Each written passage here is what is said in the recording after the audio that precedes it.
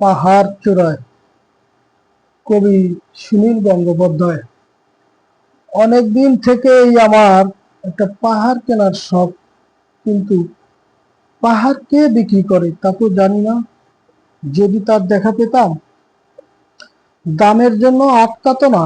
আমার নিজস্ব একটা নদী আছে, সেটা দিয়ে সেটা দিয়ে দিতাম পাহাড়টার বদলে।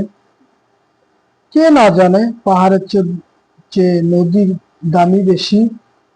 পাহাড় স্থান, নদী বহমান, তবু আমি নদীর বদলে পাহাড়টাই কিনতাম, কারণ আমি ঠকতে চাই। নদীটা অবশ্য কিনেছিলাম একটা দ্বীপের বদলে। ছোট্টবেলায় আমার বেশ ছোট্ট খাট্ট ছিমছাম একটা দ্বীপ ছিল, সেখানে অসংখ্য প্রজাপতি। শৈশবের দ্বীপটি ছিল আমার বড় প্রিয়। আমার যৌবনে দ্বীপটি আমার কাছে মাপে ছোট লাগলো। প্রবাহমান ছিপছিপে তন্নি দ্বীপ নদীটি বেশ পছন্দ হলো আমার।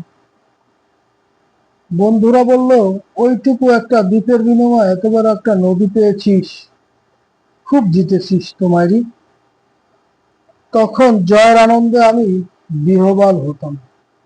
সত্যি আমি ভালোবাসতাম নদীটিকে। নদী আমার অনেক প্রশ্নের উত্তর দিত। যেমন বলতো, আজ সন্ধ্যাবেলা বৃষ্টি হবে কিনা। সে বলতো, আজ এখানে দক্ষিণ গরম হাওয়া। শুধু একটি ছোট্ট দ্বীপে বৃষ্টি, সে কি প্রবল বৃষ্টি, যেন একটা উৎসব। আমি সেই দ্বীপে আর যেতে পারি না। সে জানতো না, সবাই জানে। শৈশবে আর ফেরা যায় না। এখন আমি একটা পাহাড় কিনতে চাই। সেই পাহাড়ে পায়ের কাছে থাকবে গহন অরণ্য। আমি সেই অরণ্য পার হয়ে যাব, তারপর শুধু রুক্ষ কঠিন পাহাড়। একেবারে চূড়ায়, মাথার খুব কাছে, আকাশ নিচে বিপুলা পৃথিবী। চরাচরে তীব্র নির্জনতা। আমার কণ্ঠস্বর সেখানে কেউ শুনতে পাবে না। আমি ঈশ্বর ময়না, তিনি আমার মাথার কাছে ঝুঁকে দাঁড়াবেন না। আমি শুধু 10 দিককে উদ্দেশ্য করে বলবো, প্রত্যেক মানুষ অহংকারী।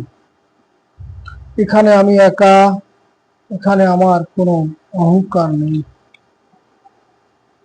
এখানে জয়ী হওয়ার বদলে ক্ষমা চাইতে ভালো লাগে। হৃদয় দিক, আমি কোনো দোষ করিনি, আমাকে ক্ষমা করো।